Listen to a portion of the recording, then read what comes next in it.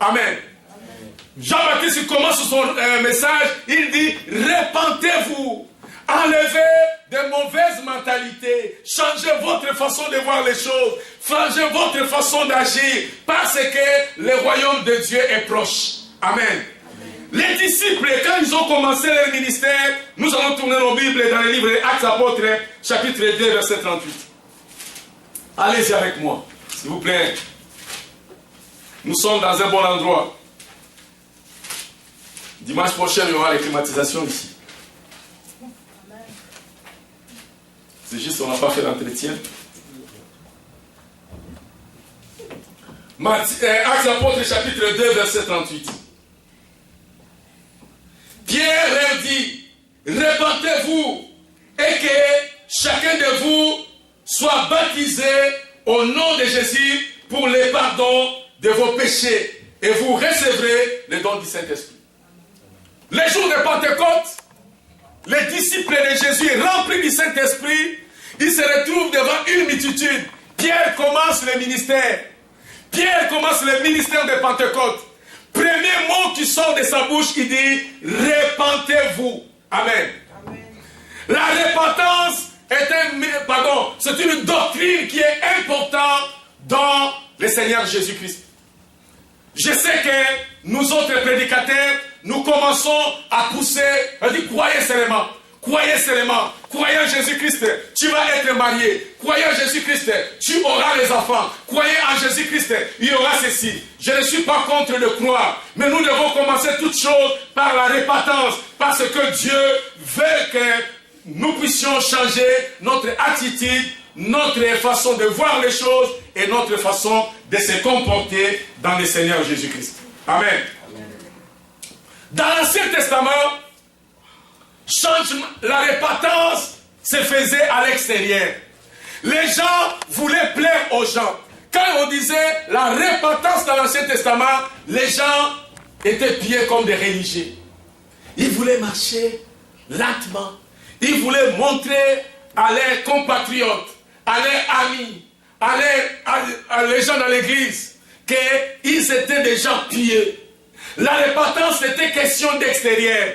On devait être propre, on devait être respectueux, on devait être religieux pour montrer aux gens que je suis une personne repentie. Amen. Mais dans l'Ancien Testament, la repentance, c'est une décision qui vient de l'intérieur. Amen. S'il vous plaît, vous êtes là parce que Dieu a voulu que vous soyez là pour écouter ce message, parce que c'est très important pour vous. La repentance dans le Nouveau Testament, c'est une décision qui est prise de l'intérieur. Si nous mettons l'Ancien Testament et le Nouveau Testament ensemble, alors ça veut dire quoi? Ça veut tout simplement dire que la repentance, c'est une décision qui est prise de l'intérieur, mais qui est manifestée de l'extérieur. Amen. Vous prenez la décision de marcher avec le Seigneur, de laisser les œuvres mortes. Vous prenez cette décision à l'intérieur. Mais les gens qui sont tout autour de vous vont constater que ce monsieur, que ce madame a complètement changé. Ce qu'il faisait auparavant, il ne le fait plus jamais. Amen. Amen. Amen. Celui qui se répand de son passé voit de l'air critique de sa vie du passé. Celui qui se répand, il regarde avec critique sa vie du passé. Quand il regarde sa vie du passé, il dit, wow, auparavant, j'étais sale, j'étais mauvais, je ne méritais pas cette vie. Quand il regarde sa vie du passé, il commence à regretter. Chers frères dans le Seigneur Jésus, chers frères et sœurs dans le Seigneur Jésus, si vous êtes dans le Seigneur Jésus-Christ et que votre vie du passé et votre vie présente n'a pas encore un changement, alors vous êtes encore de faire une promenade avec Dieu et que Dieu n'est pas encore le Seigneur de votre vie. Amen. Vous ne devez pas être tel que vous étiez auparavant. Être dans le Seigneur Jésus-Christ implique la repentance totale de votre vie. Amen. Amen. Je me souviens comme hier, alors que j'étais encore trop jeune, alors que j'avais encore besoin de boire, de danser, de faire toutes choses de vie. Mais le jour, la repentance est venue dans ma vie, j'ai regardé ma vie du passé comme vraiment un échec total. J'ai regardé que j'étais un alcoolique. J'ai regardé dans ma vie que j'étais un alcoolique bourré. J'étais un fumeur. J'étais coureur de jupons. Mais quand je regarde cette fille, je regarde là où j'étais, je dis Seigneur, merci. Je regrette, je disais Seigneur, mais pourquoi tu m'as laissé faire tous ces dégâts? Amen. Amen. Si vous n'avez pas encore regretté de votre vie du passé, alors aujourd'hui c'est un bon jour pour vous. Amen. Amen. Amen. Amen. C'est un bon jour pour vous de prendre une décision dans votre intérieur et que cette décision puisse se manifester à votre extérieur. Amen. Amen. Amen. Amen. Je disais que Jésus-Christ a commencé son ministère. Il disait, répentez-vous, car le royaume des cieux est proche. Mes chers amis, nous ne pouvons pas croire en Jésus-Christ si la repentance n'est pas encore là.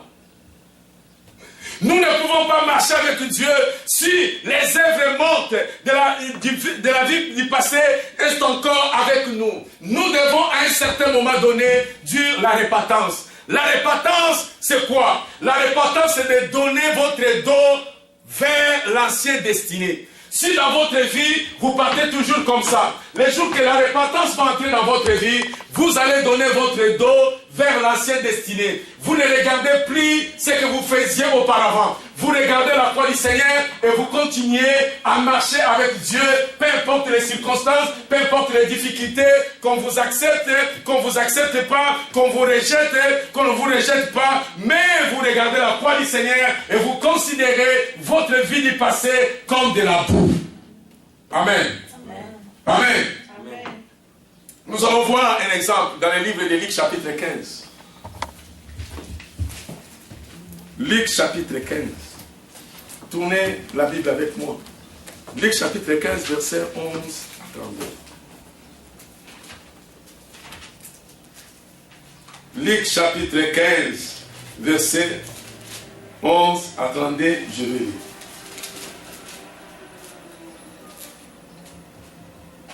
Luc chapitre 15, verset 11 à 32. Il dit encore, un homme avait deux fils. Le plus jeune dit à son père, mon père, donne-moi la part de mes biens qui doit me revenir.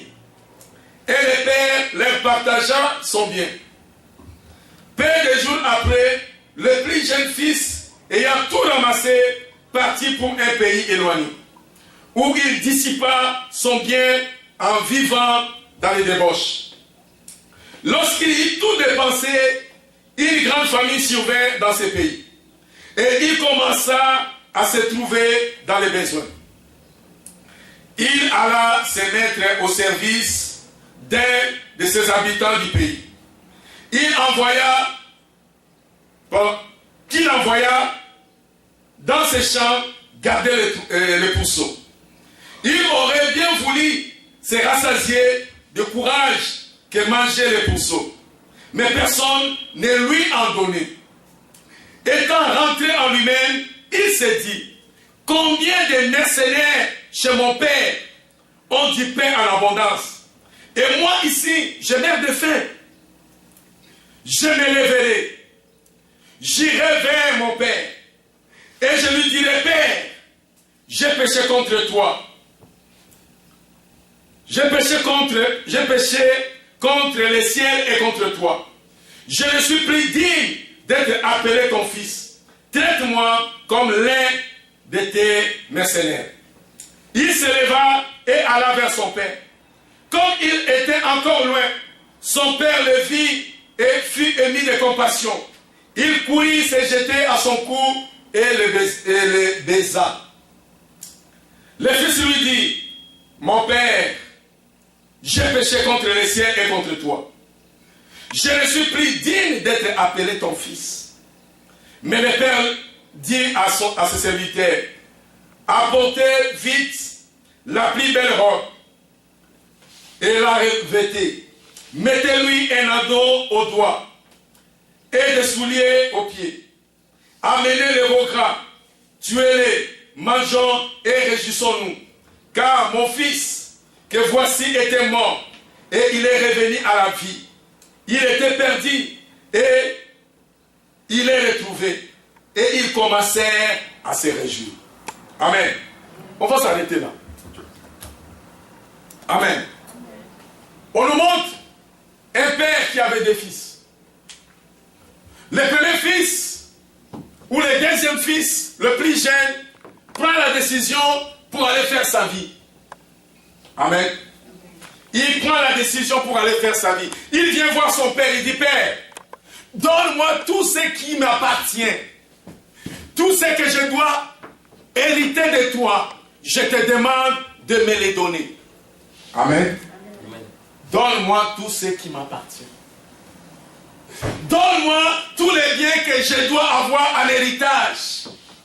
Vous savez, mes chers amis, chez les Juifs, chez les Hébreux, si un enfant fait ses actes, il veut tout simplement dire que cet enfant a déjà tué son père avant sa mort.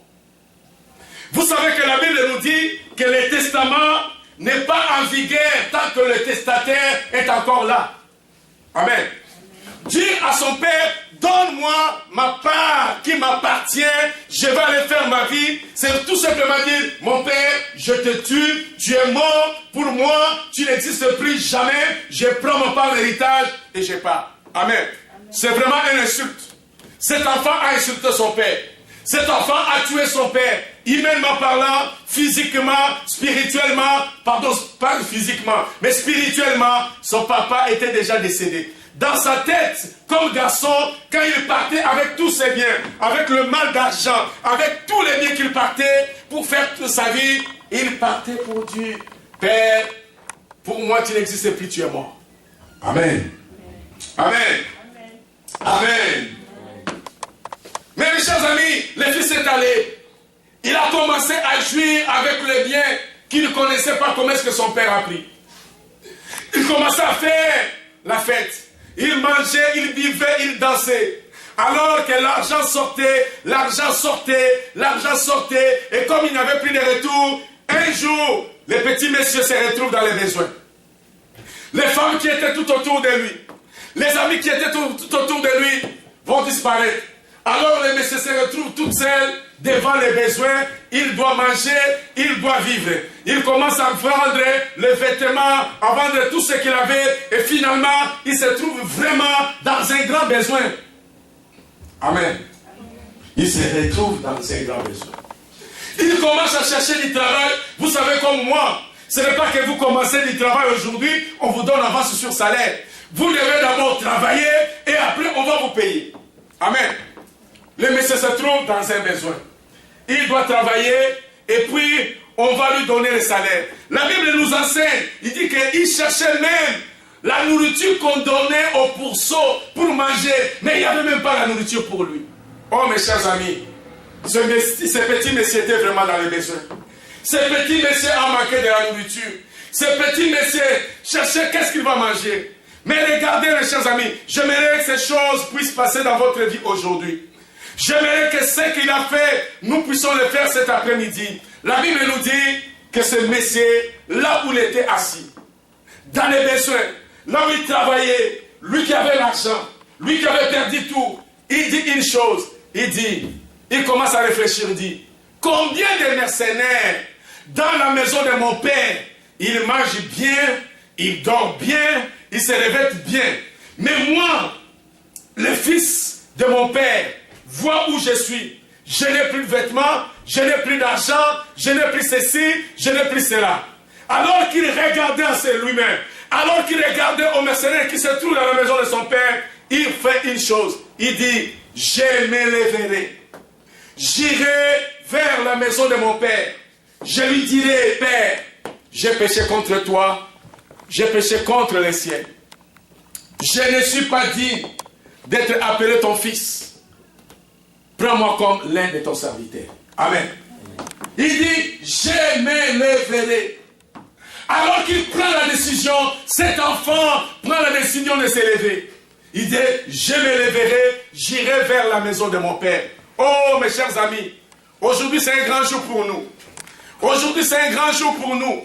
Alors que les choses ne fonctionnent pas. Vous savez, dans le passé, Dieu nous a bénis. Vous savez, dans le passé, Dieu vous a donné toutes sortes d'héritages.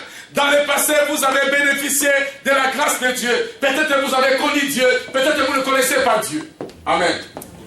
Amen. Amen. Dans le passé. Dans le passé, vous avez hérité des choses de Dieu. Mais alors que vous ne connaissez pas Dieu. Dans le passé, vous avez hérité des choses de Dieu. Mais alors que vous ne connaissez pas Dieu, vous avez eu de l'intelligence, vous avez eu du travail, vous avez eu beaucoup de choses. Alors vous avez gaspillé ces choses en faisant votre folie de la vie. J'aimerais que cet après-midi, que quelqu'un se lève. La Bible nous montre que cet enfant, que ce jeune garçon, alors qu'il réfléchissait, il était assis. Il dit, combien de gens dans la maison de mon père, ils ont des biens. Et moi, je continue à souffrir. Je me lèverai. J'irai vers la maison de mon père. Quand je vais voir mon père, je vais lui dire, Père, j'ai péché contre le ciel et contre toi. Amen. Amen. C'est une décision qu'il a prise de l'intérieur. Il a pris une décision de l'intérieur. C'est ce qu'on appelle la repentance. Il a pris une décision. Il s'est mis debout. Il dit, je vais m'en aller vers la maison de mon père. Et il commence à mettre les pas. Et finalement, il va arriver vers la maison de son père. Mais écoutez, mes chers amis, et voyez avec moi ce que le père a fait. La Bible dit que le père, en voyant son fils de loin, le père a laissé tout ce qu'il faisait. Il est allé, il a commencé à courir. Il est allé embrasser son fils alors que son fils était sale. Amen. Amen. Amen. Amen. Son père n'a pas pris le bâton pour lui dire, écoutez, tu as pris l'argent, hein? Tu vois, tu as pris l'argent, non? Tu es parti, tu m'avais déjà tué, je suis déjà mort, et tu reviens encore pour que je te donne. La Bible dit que son père n'a pas eu le temps pour faire ces choses. Amen. Son père n'a pas considéré que je vais faire ceci ou cela. La Bible dit que quand son père l'a vu, son père a laissé tout ce qu'il faisait, il a commencé à courir, il est allé vers son fils. Quand il a vu son fils est tombé à genoux. Il a dit, papa, j'ai péché contre toi. J'ai péché contre les ciels. Je ne suis pas digne d'être appelé ton fils. Prends-moi, même comme un travailleur. Je vais travailler pour toi. Son père lui dit, non. Son père appelle le serviteur. Il dit, serviteur, venez. Serviteur, venez. Apportez-lui un vêtement nouveau. Mettez sur son doigt un anneau. Apportez-lui le soulier sur ses pieds. Et va chercher de beaux gras.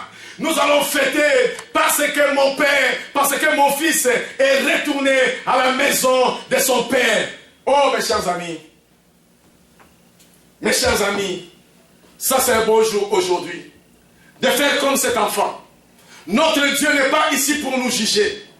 Notre Dieu n'est pas ici pour créer des choses sur nous.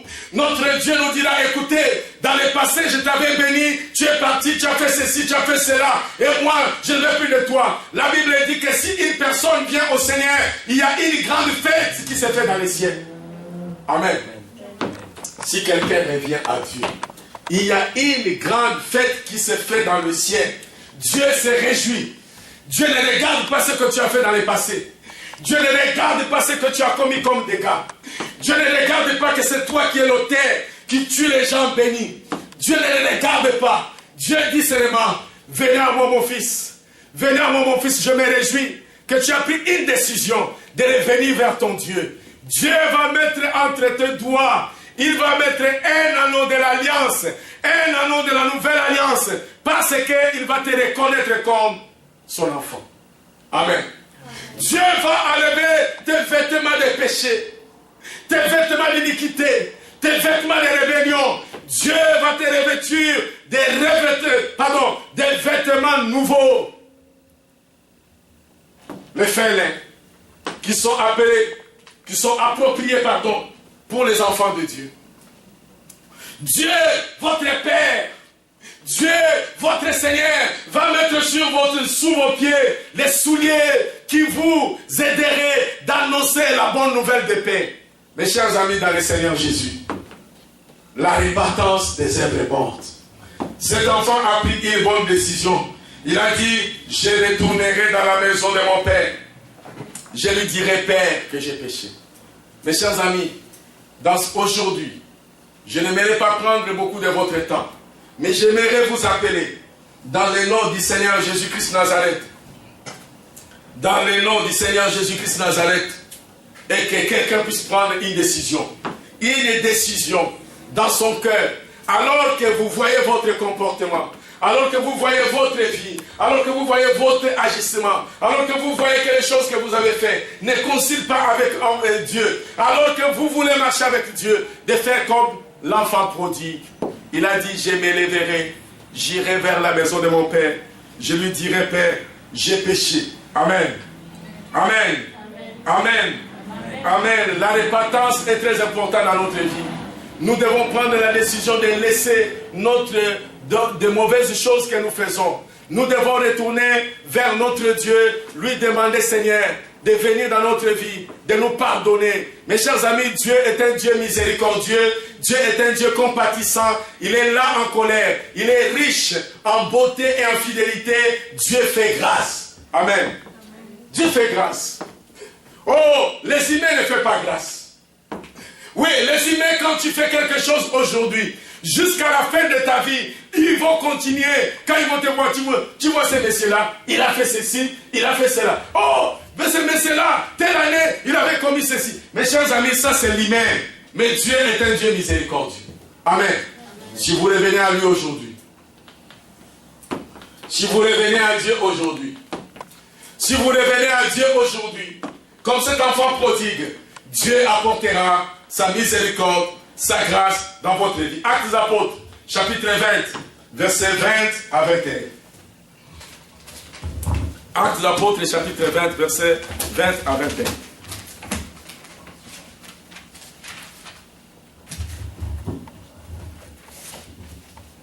Actes des Apôtres, chapitre 20, versets 20 à 21, nous allons lire.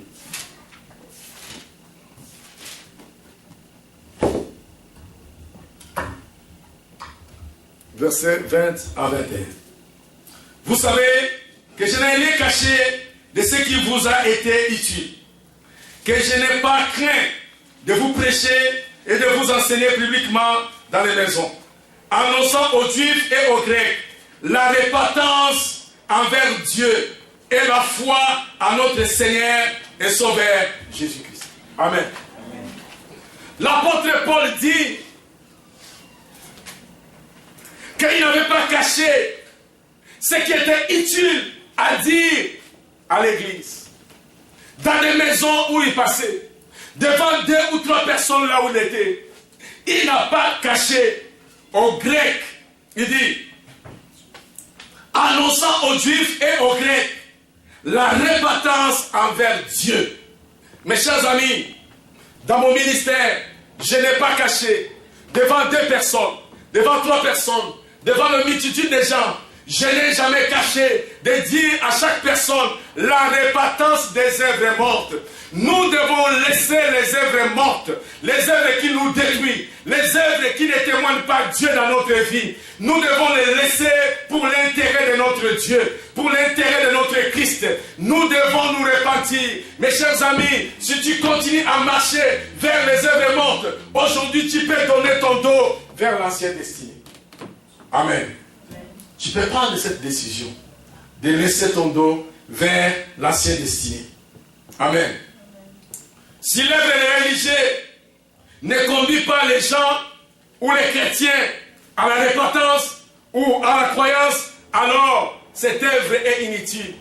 Si l'église de Dieu n'amène pas les gens à se repentir, alors notre besoin ou notre raison d'être n'existe pas. L'église existe pour amener les gens à la repentance. Et les chrétiens sont à l'église parce que nous devons nous changer. Parce qu'il doit avoir les changements. Amen. Amen. Parce que nous avons besoin de changement.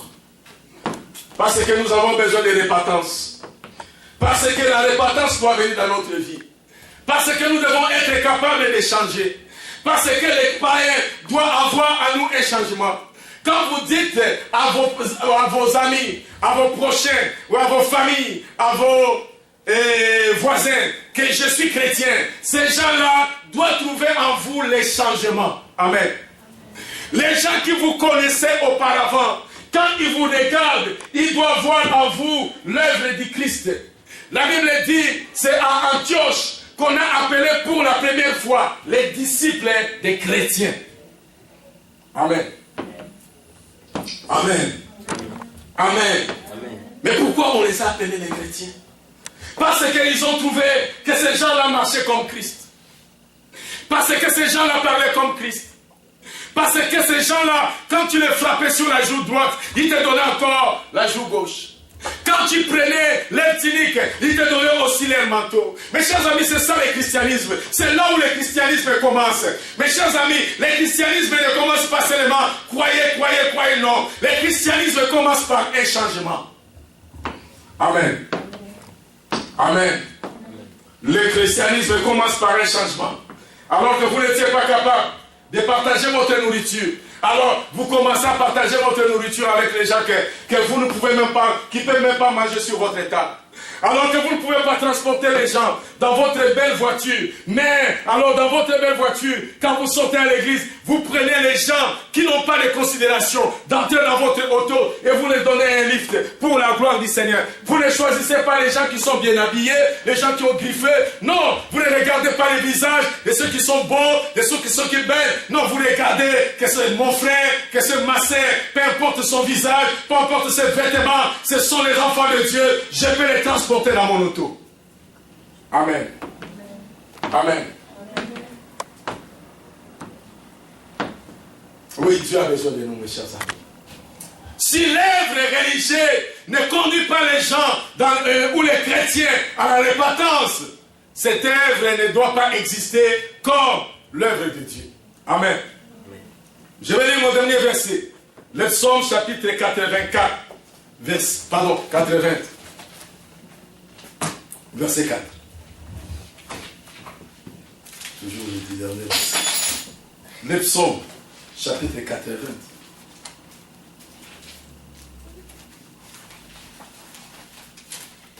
Quelqu'un peut lire?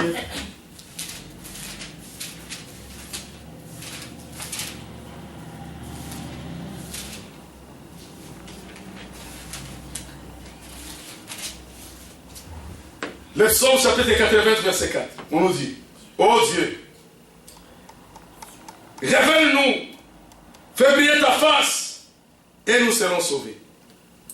Ô Dieu, révèle-nous, fais briller ta face, et nous serons sauvés. Amen. Amen. Nous avons besoin que Dieu puisse se révéler à nous. Nous avons besoin que Dieu nous donne sa révélation. Afin que Dieu puisse briller dans notre vie. Mes chers amis, le jour que l'Église va être dans la repentance, mes chers amis, chaque personne va prendre conscience de son appel avec Dieu. Amen. Amen. Chaque personne va prendre conscience de son appel avec Dieu. Chaque personne va prendre en considération que je dois chercher d'autres personnes pour que ces gens puissent venir comme moi. Mes chers amis, l'homme est mauvais. En regardant les images sur Facebook, en regardant l'œuvre qui se fait, un être humain peut prendre quelqu'un, non seulement le tuer, on peut tuer quelqu'un, mais quand on peut prendre quelqu'un, on commence à le découper, on commence à le démembrer comme un animal, ce qui montre que l'homme est mauvais. Amen. Quand on enlève l'esprit de Dieu dans l'homme, l'homme est comme un animal. Nous sommes semblables avec des animaux. Mes chers amis, quand on enlève juste le Saint-Esprit en nous, nous sommes criminels, nous sommes mauvais, nous sommes semblables à des animaux. Alors ces gens ont besoin de Christ. Ces gens ont besoin d'écouter la parole du Seigneur. Ces gens ont besoin d'écouter qu'on ne peut pas tuer un être humain. Mes chers amis, nous autres qui sommes ici en Occident, nous avons besoin de plier nos genoux. C'est pourquoi j'appelle l'église dans une semaine de prière.